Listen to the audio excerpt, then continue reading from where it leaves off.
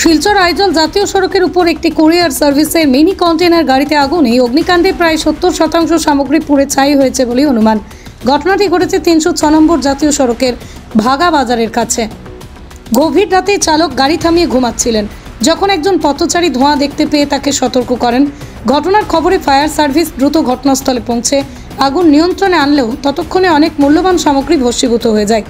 আগুনের কারণ এখনও স্পষ্ট নয়, তবে প্রাথমিকভাবে ইলেকট্রিক সামগ্রী বা ব্যাটারি থেকে শর্ট সার্কিট এবং 11,000 ভোল্টের তারের উপস্থিতি অনুমান করা হচ্ছে। পুলিশ তদন্ত শুরু করেছে। এই ঘটনায় কুরিয়ার সার্ভিস এবং গ্রাহকদের ব্যাপক ক্ষতি হচ্ছে। মই ৰাতিপুৱা 3:30 বজাত আহিছোঁ, ঠিক আছে। ৰাতি 3:30 ৰাতি 3:30 এইটো ৰাতি গাড়ী চলাইছোঁ। তাৰপিছত আপোনাৰ আহি এনেকৈ ঘুমাইছোঁ, অলপ টোপনি লাগছে কাৰণে ঘুমাইছোঁ। তাৰপিছত মানুহ এটা আহি নামাজ চামাজ কৰি ফজৰ নামাজ পঢ়ি মানুহ এটা মোক মাত দিছে যে তোমাৰ গাড়ীৰ পৰা ধোঁৱা ওলাই আছে। আচ্ছা, মই বোলো হয় নেকি? পাছত মই উঠি এনে চালোঁ, তাৰপিছত গাড়ীৰ পৰা ধোঁৱা ওলাই আছে।